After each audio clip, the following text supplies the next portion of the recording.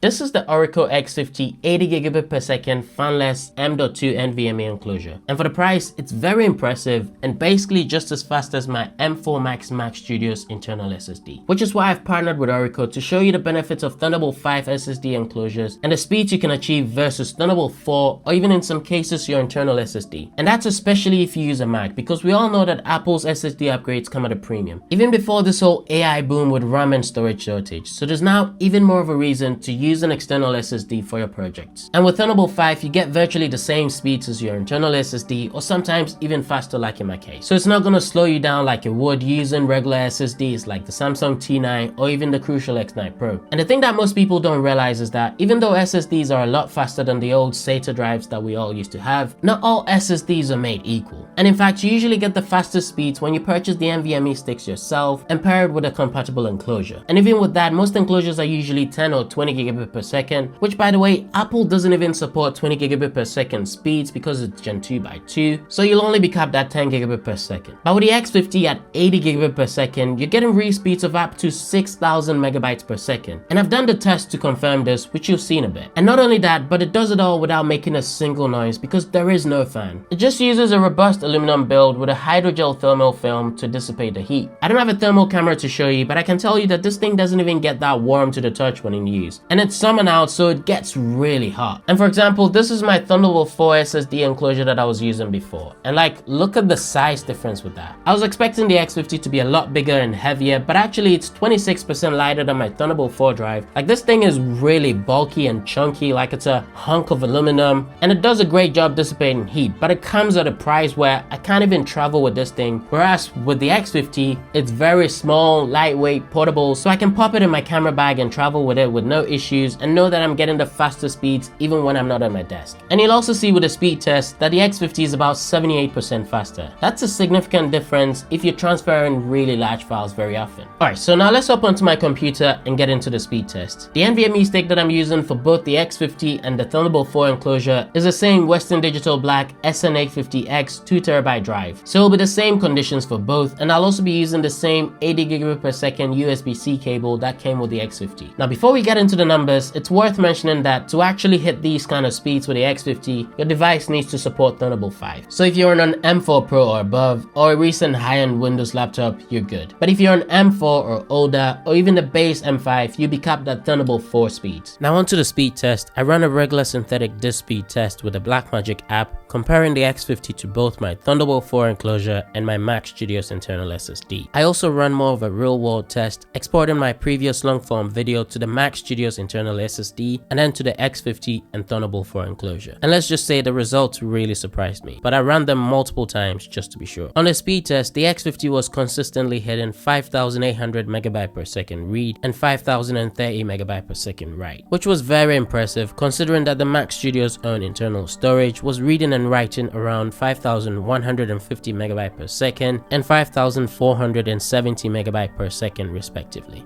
That's slower in read speeds than the external SSD plugged in via the Thunderbolt 5 port. Insane. The Thunderbolt 4 enclosure on the other hand was expectedly reading much slower than the two, at around 3,430 megabyte per second read and over 3,480 megabyte per second write. But that didn't really seem to matter when it came to real world H.265 exports, because all of them were around the 3-minute 50-second mark. The advantage for Thunderbolt 5 really came in though when exporting the same project in ProRes 422 at almost 30 gigabytes. And that took 34 seconds both times to export to the Mac Studios internal SSD and 1 minute 6 seconds on the X50 compared to 1 minute 14 seconds on the Thunderbolt 4 enclosure. That goes to show you that Thunderbolt 5 really comes in handy when you transfer large files very often. But also you can see that Thunderbolt 4 is no slouch in the real world.